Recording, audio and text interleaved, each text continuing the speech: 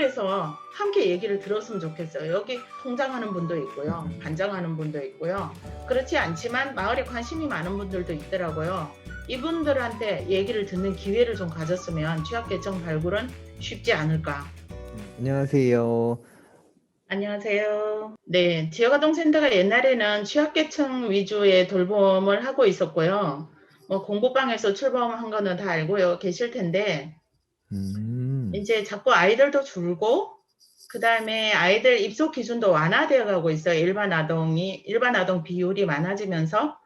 근데 저희들의 역할은 동네에서 돌봄이 가정에서 이루어지지 않는 가정들, 그 가정들 위주로 아이들을 받아서 학교 역할, 가정 역할 모두 복합해서 하고 있고요. 종합적인 돌봄이 이루어지고 있다고 저는 자부합니다. 네, 법인에서 운영하는 곳도 있고요.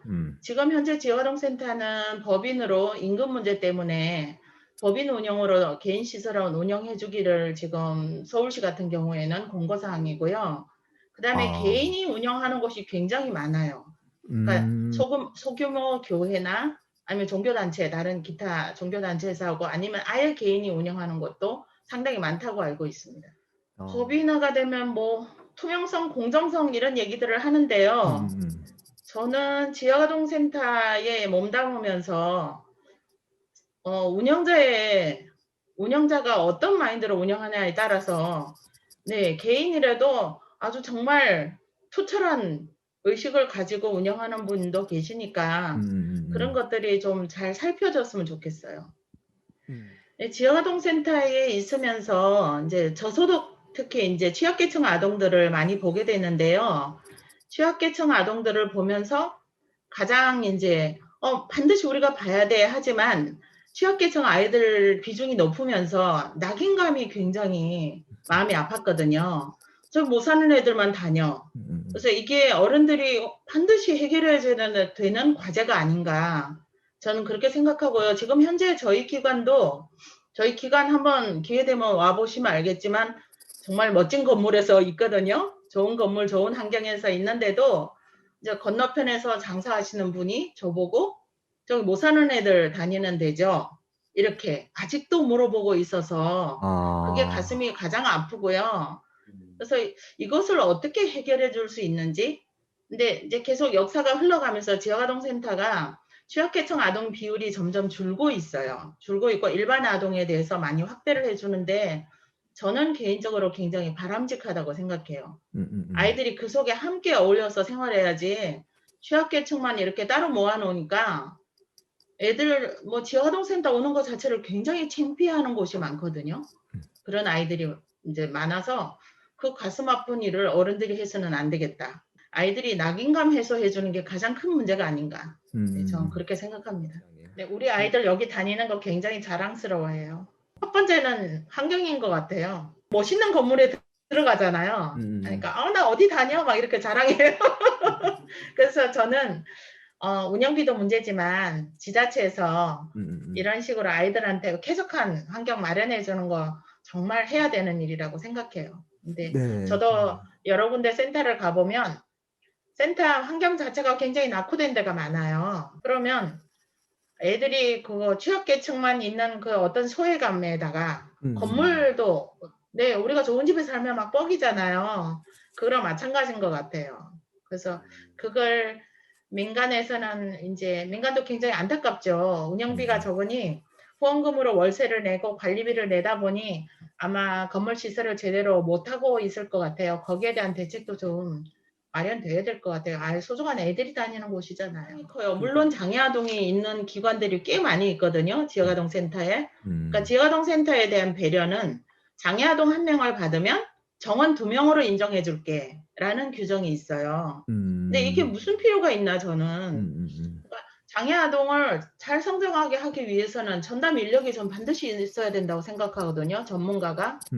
근데 그런 지원이 전혀 없어서 드림스타터와 저하고 계속 얘기를 하고 물론 치료도 놀이치료도 가고 뭐 여러 가지 치료를 해줘요. 하는데도 정말 아쉬움은 전문가를 좀 같이 보내주면 아이들한테는 굉장히 지금 저희 기관은 긍정적이거든요. 그 아이가 들어오면서 처음에는 조금 싫어하는 어머니들도 있었지만 제가 지금부터 배워야 됩니다. 함께 살아가야 되는 법을. 그러고 나서 굉장히 호의적이었고요. 우리 아이들도 굉장히 배려하고요. 그 아이도 들어와서 혼자 있는 시간보다는 아이들하고 놀면서 사회성이 굉장히 발달해가는 걸 보고 있거든요. 그래서 네. 이런 데 대한 이렇게 자그만 하지만 굉장히 큰 부분이에요. 재아동 센터장들 만나면 장애아동 받았을 때 제발 전문 인력 좀 왔으면 좋겠다. 네, 장애아동을 받았을 때는 제발 전문 인력을 네, 지원해 주시면. 저는 현장에 있으면서 항상 이렇게 한쪽에 이렇게 뭐 비어 있는 듯한 느낌은 사각지대 아이들이요. 생각보다 굉장히 많거든요. 취약계층뿐만 아니라 취약계층은 주민센터에서 거의 알고 있어요. 알고 있지만 그 사각지대 아이들도 좀 조사를 해서 그 아이들도 제발 좀 받아줬으면. 네. 그리고 취약계층인데도 할머니랑 살거나 네네. 아니면 편부편모인데 몸이 아프시거나 하는 분들은 이런 시설이 있는 것조차도 몰라요. 그쵸. 네, 모르는 경우에는 이 마을에서 함께 얘기를 들었으면 좋겠어요. 여기 주민들이 있다 보니까 통장하는 분도 있고요. 반장하는 분도 있고요. 그렇지 않지만 마을에 관심이 많은 분들도 있더라고요. 이분들한테 얘기를 듣는 기회를 좀 가졌으면 취약계층 발굴은 쉽지 않을까.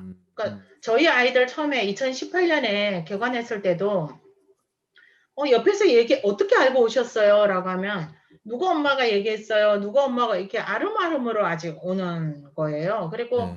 이제 학교를 통해서 신학기에 이제 공지를 하기는 해요. 주위 학교에.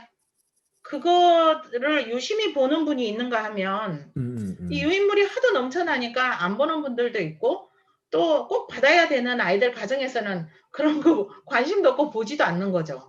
어느 동에 뭐가 있고 쭉 계속 나가요. 나가는데도 그런 사각지대에 있는 아이들은 아예 부모님 자체가 관심이 있다면 애한테 그러겠어요? 애한테 그쵸. 관심이 있는 분은 쳐다보죠.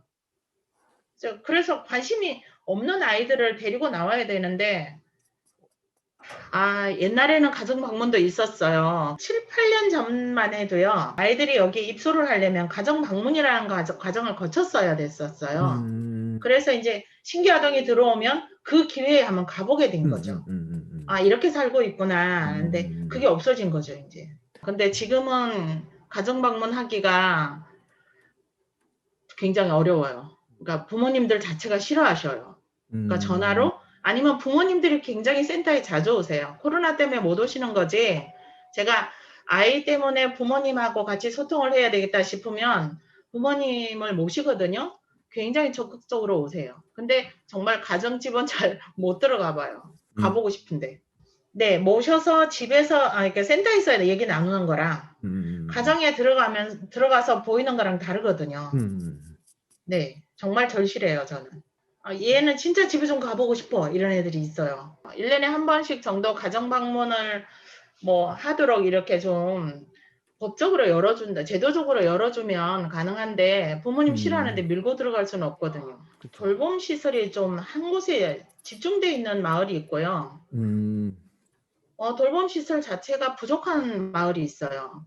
지금 제가 있는 여기도 돌봄 시설이 부족하거든요.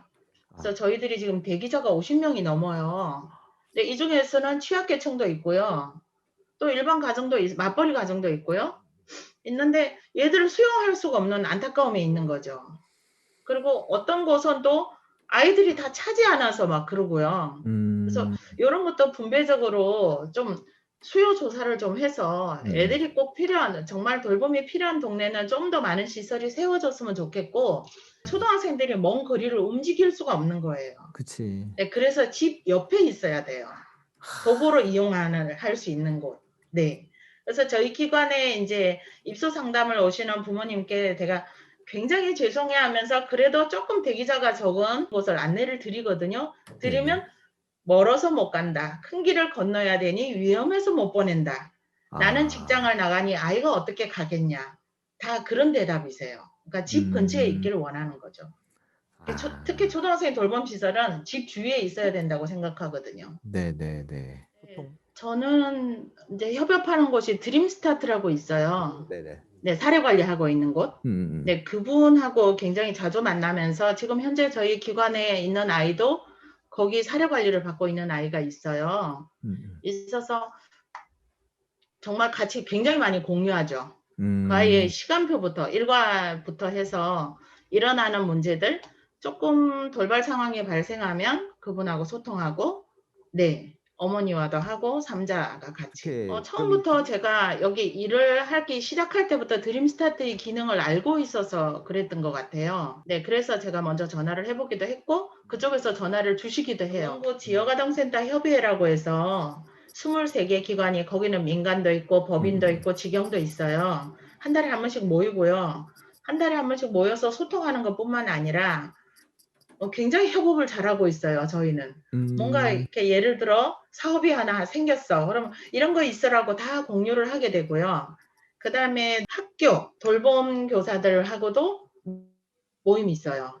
그래서 학교랑 지아동센터가 함께 할 수 있는 것들을 계속 의논하고 서로 도와주고 있고요.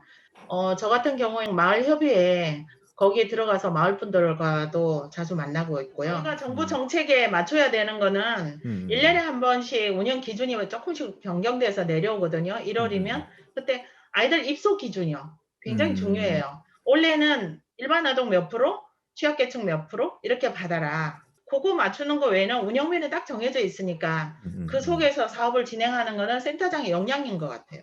네. 어떤 마인드를 가지고 어떤 철학을 가지고 운영하느냐. 네네. 제발 좀 일원화됐으면 좋겠어요. 어떤 거는 보건복지부, 어떤 거는 교육부. 그래서 하다못해 저희들은 이제 뭐 간식도 먹이고 밥도 먹이고 하는데 이 간식비가 초등학교 돌봄교실이랑 지아동센터랑 달라요. 소관이 다르기 때문에 책정 학교 금액이? 돌봄교실은 교육부 산하라 거기는 얼마. 저희는 아예 없어요. 없어서 이제 운영비에서 쪼개서 이렇게 애들을 먹이게 되거든요. 네, 이런 것 뿐이겠어요. 여러 가지 정책들이 아이들 보는 거는 그냥 하나로 좀 일원화해 주셨으면 좋겠어요. 그러니까 운영비가 터무니없이 적어요. 터무니없이 적어서 예를 들면 아이들을 위한 어떤 프로그램 진행. 그러니까 여기서는 통합적인 돌봄을 하다 보니 아이들 학습부터 해서 문화체험, 캠프, 뭐 예체능 활동까지 다 저희는 하고 있는데 이 프로그램들을 모두 제가 다른 데서 지원받아서 와야 되는 거예요. 이제 구에서 별도 보조금이 조금 있어요. 네네. 그거까지 들어와서 조금 간식비에 충당을 하고 있고요. 국가에서 저는 국비로는 간식비는 안 나와요. 근데 원래는 뭐 올라가 봐야 얼마나 올라가겠습니까? 그런 것들 좀 제발 그러면 현실성 있게. 그렇죠. 아이들이 일단은 불안한 어머니들은 아예 애를 내보내지 않고요. 더 심각한 건 뭐냐면은 기초 학습 능력이 바닥이 돼 버렸어요. 집에서 아무것도 안 하고 뒹굴뒹굴 학교 온라인 학습은 어떻게 했니? 하니까 그냥 틀어놓으면 되죠, 뭐. 이렇게 돼서 이제 팔 걷어붙이고 이제 지금은 비대면으로 가정으로 숙제를 주고 매주 받고 하는 작업을 하고 있어요. 방학은 더 바빠요. 아침부터. 평상시 코로나가 아닐 때는 방학 때는 아이들이 거의 여기서 한 10시간 가까이 있어요. 아침 일찍 저희 출근 시간 되기 전에 와요. 엄마들 출근하시면 집에 있기 심심하니까 나와 있어요. 어쩌다 출근이 조금 늦으면 전 지각이 아닌데 전화 와요. 빨리 오라고. 아이들이 왜 여태까지 안 오냐고. 네, 긴급돌봄 신청한 아동들만 오는데요. 그것도 진짜 좀 해결됐으면 좋겠어요. 긴급돌봄은 언제든지 운영 가능이라고 해서 항상 정부에서 그렇게 발표를 하잖아요. 네네. 그러면 긴급돌봄에 대한 어떤 보완책이나 지원이 반드시 있어야 되는 거잖아요. 네네. 예를 들면 너네 시설 긴급돌봄하지 지역아동센터. 방역은 우리가 책임질게 정부에서. 뭐 일주일에 한 번 전문 방역사를 보내주던가 그게 제일 1번이거든요. 제일 필요한 게 방역이에요. 이 부분이라도 좀 책임져 줬으면. 방역은 우리가 해줄게. 니들 애들 봐. 전혀 없어요. 긴급돌봄 시행 가능합니다라고 하는데 알아서 해. 알아서 해. 이거죠. 방역은. 네. 네. 끝까지 좋은 말씀 감사합니다. 네, 고맙습니다. 감사합니다. 네.